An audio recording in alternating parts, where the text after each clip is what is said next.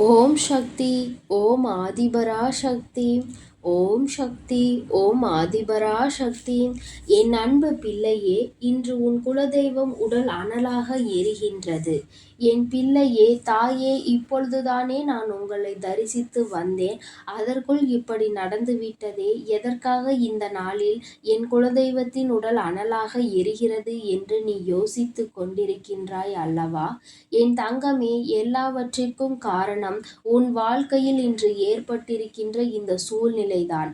நல்ல நாள் என்றால் கூட என் பிள்ளைக்கு மனதில் சந்தோஷம் இருப்பதில்லை.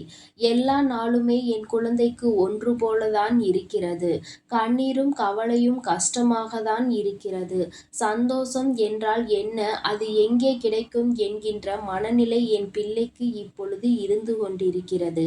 சந்தோஷமாக இருக்க வேண்டும் என்று நினைத்தால் கூட, 4 பேர் இருக்கின்ற இடத்தில் வாய்விட்டு சிரிக்க நினைத்தால் கூட, அந்த நேரத்தில் கூட தன்னுடைய கஷ்டங்கள் என்னவோ அதுதான் உன் கண் முன்னால் வந்து நின்று கொண்டிருக்கிறது. இதனால் என் குழந்தைக்கு இந்த வாழ்க்கையில் அடுத்த அடியை எடுத்து வைக்க முடியாமல் துவண்டு போய் நின்று கொண்டிருக்கின்றாய். என் தங்கமே, எல்லாவற்றிற்கும் காரணம் என்னவாக இருக்க முடியும் என்று நீ நினைக்கின்றாய். உன் கண்ணீருக்கும் கவலைக்கும் காரணம் என்னவாக இருக்கும் என்று யோசிக்கின்றாய். என் தங்கமே, எல்லாவற்றிற்கும் காரணம் ஒன்றுதான். உன் அருகில் இருப்பவர்கள், உன்னோடு பழகுகின்றவர்கள் என்று நம்பிக்கை துரோகிகளை நீ அருகில் வைத்து கொண்டிருக்கிறாய். ஒரு நல்ல விஷயத்தை என் பிள்ளை நீ செய்ய தொடங்கினால் அதை அவர்களிடத்தில் மட்டும் நீ சொல்லிவிட்டு தொடங்கிவிட்டாய் என்றால் அந்த காரியம் நிச்சயமாக உனக்கு நல்லபடியாக நிறைவு பெறாது. ஏதோ ஒரு சூழ்நிலையில் உனக்கு அது கஷ்டத்தை ஏற்படுத்தும். என் குழந்தையின் வாழ்க்கையில் நிச்சயமாக மிக பெரிய மனக்குழப்பத்தை அது ஏற்படுத்தி கொடுக்கும். அந்த விஷயம் அப்படியே இன்னொருவர் உன்னிடத்தில் சொல்லும் பொழுதுதான் நீ யோசிப்பாய், இந்த விஷயத்தை நாம் யாரிடத்தில் இவர்களை தவிர பகிர்ந்து கொள்ளவில்லையே, அப்படி எப்படி இந்த விஷயம் வெளியில் வந்தது என்று நீ யோசிப்பாய். ஆனால் உனக்கு சந்தேகம் மட்டும் அவர்கள் மீது வராது. ஏனென்றால் என் பிள்ளையே, உனக்கு அவர்கள் மீது அத்தனை நம்பிக்கை. இந்த நம்பிக்கை தானே அவர்கள் இப்பொழுது உனக்கு எதிராக பயன்படுத்தி கொண்டிருக்கிறார்கள். உன் வாழ்க்கையை அழிப்பதற்காக அதைத்தானே அவர்கள் தங்களினுடைய மிகப்பெரிய ஆயுதமாக கையில் ஏந்தி கொண்டு இருக்கின்றார்கள். என் தங்கமே, இப்படி ஒரு காட்சியை உன் வாழ்க்கையில் கண்டுவிட்ட பிறகும் உன் அம்மாவின் உடல் அனலாக எரியாமல் இருந்துவிடுமா என்ன? என் தங்கமே, உன் தாயானவள் உன் வாழ்க்கையை எப்படியெல்லாம் மாற்ற நினைத்து கொண்டிருக்கிறேன். உன் வாழ்க்கையில் இப்பேற்பட்ட விஷயங்களை எல்லாம் நடத்திவிட வேண்டும் என்று துடித்து கொண்டிருக்கிறேன். ஆனால் இங்கு நடப்பதையெல்லாம் பார்த்தால் அம்மாவின் மனது வேதனைப்படுகின்றது அல்லவா? ஒருவருக்கு நம்பிக்கை துரோகம் செய்துவிட முடியுமா? இது போன்று கூட ஒருவரின் வாழ்க்கையை அழிக்க முடியுமா? இப்படியும் கூட மனிதர்களின் எண்ணங்கள் இருக்குமா என்று நினைத்து நினைத்து அம்மாவினுடைய மனது அனலாக எரிகிறது. என் பிள்ளையே, அந்த அனலை குறைக்க வேண்டும் என்றால் நீ என்ன செய்ய வேண்டும் என்று அம்மா சொல்கின்றேன் கேள். உன் தாயானவள் இப்படி கோபத்தில் இருப்பது நல்லதல்ல. அம்மா கோபத்தில் என்ன வேண்டுமானாலும் செய்து விடுவேன். உன்னுடைய எதிரியை கூண்டோடு அழித்து விடுவேன். உன்னுடைய துரோகியை முழுமையாக வெறுத்து ஒதுக்கி விடுவேன்.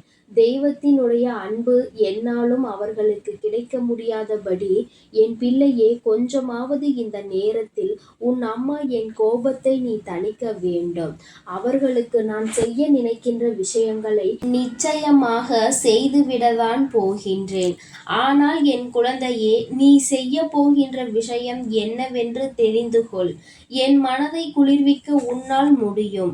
அப்படி என்ன செய்ய முடியும் என்று நினைக்கின்றாய் அல்லவா? என் குழந்தையே, இந்த குலதெய்வத்தின் மனதை குளிர்விக்க வேண்டும் என்றால் நீ செய்ய வேண்டிய ஒரே ஒரு செயல், வாழ்க்கையில் யாரையும் நம்பாமல் இருக்க வேண்டும். யார் யார் என்ன நினைத்து கொண்டு என்ன பேசுகிறார்கள் என்பதை உணராமல் என் பிள்ளை நீயோ இந்த வாழ்க்கையில் செய்ய தவறியது, எல்லோரையும் நம்பி வாழ்க்கையில் கடைசியில் இப்படிப்பட்ட ஒரு இக்கட்டான சூழ்நிலையில் கஷ்டப்பட்டது எல்லாம் போதும். என்ற நிலைக்கு வந்து கொண்டிருக்கின்றாய். எத்தனைதான் ஒருவரிடத்தில் ஏமாந்தாலும் என் பிள்ளை என்னவோ மீண்டும் மீண்டும் அவர்களைதான் நாடி செல்கின்றாய். ஏன் இப்படி நடந்து கொள்கிறாய் என்று கேட்டால், அம்மா, எனக்கென்று ஆறுதலுக்கு யாரும் இல்லை. அவர்கள் எனக்கு கஷ்டத்தை கொடுத்தாலும் பரவாயில்லை. ஆனால் எனக்கு ஆறுதல் அவர்களிடம் இருந்துதான் கிடைத்து கொண்டிருக்கிறது. அவர்கள் எதை செய்தாலும் எனக்கு பரவாயில்லை.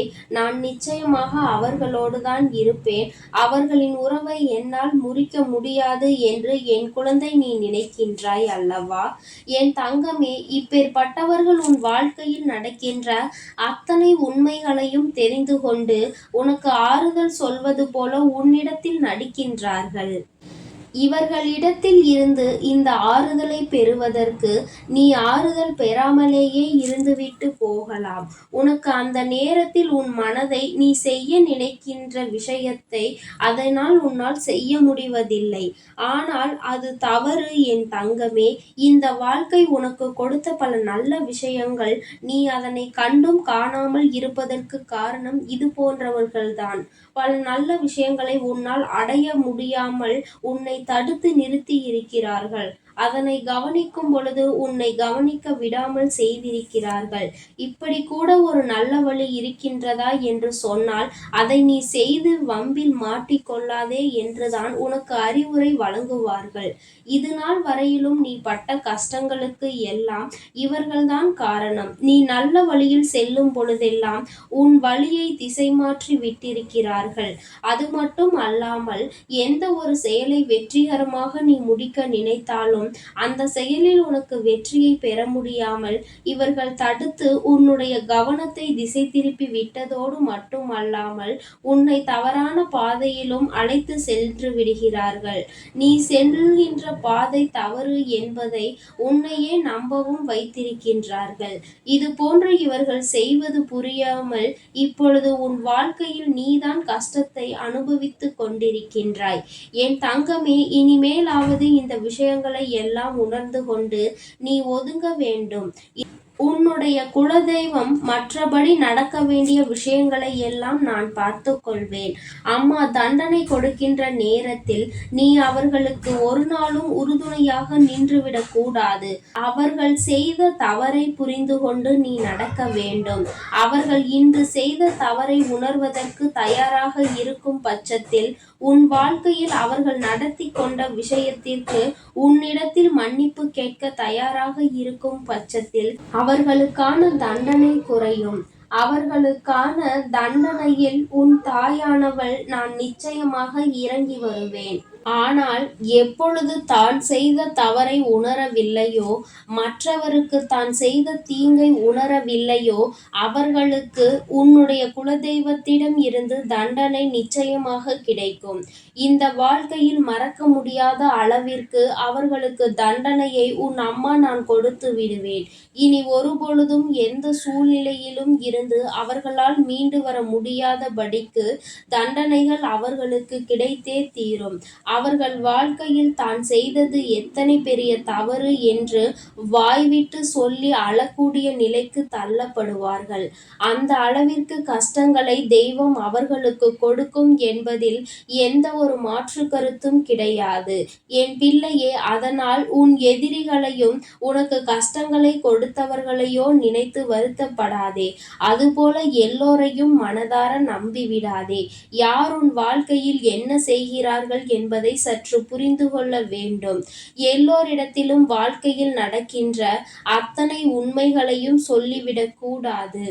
இங்கே உண்மையில் ஒருவருக்கு ஆறுதல் சொல்ல நினைக்கின்றவர் அடுத்தவர் கஷ்டத்தை தெரிந்து கொண்டு சொல்ல மாட்டார்கள். மாறாக என்ன கஷ்டமாக இருந்தாலும் நான் உனக்கு ஆறுதலாக இருப்பேன் என்று சொல்வார்களே தவிர என்னவென்று கேட்டு அதை மற்றவர்களிடம் சொல்லி சிரித்து கொண்டிருக்க மாட்டார்கள். சொல்ல நினைப்பவன் உன் விஷயங்களை தெரிந்து கொண்டு அதில் அவனுக்கு நேரத்தை கழிக்க விரும்புகிறான் என்பதை முதலில் நீ புரிந்து கொண்டால் போதும். என் பிள்ளையே, இந்த தாய் இனி உன் வாழ்க்கையில் நடக்கின்ற எல்லா விஷயங்களையும் சரியாக கவனித்து உன்னுடைய எதிரிக்கும் துரோகிக்கும் நான் தண்டனையை பெற்றுக் கொடுக்கிறேன். என் பிள்ளையே, நீ கவலைப்படாமல், எதை பற்றியும் வேதனைப்படாமல் உன் வாழ்க்கையை மட்டும் பார்த்து கொண்டு எல்லாமே உனக்கு நல்லதாக நடக்கும் என்று நினைத்துக்கொள். என் அன்பு பிள்ளைக்கு இந்த குலதெய்வத்தினுடைய ஆசீர்வாதங்களும் வராகியினுடைய அன்பும் அருளும் எப்பொழுதும் முழுமையாக கிடைக்கும்.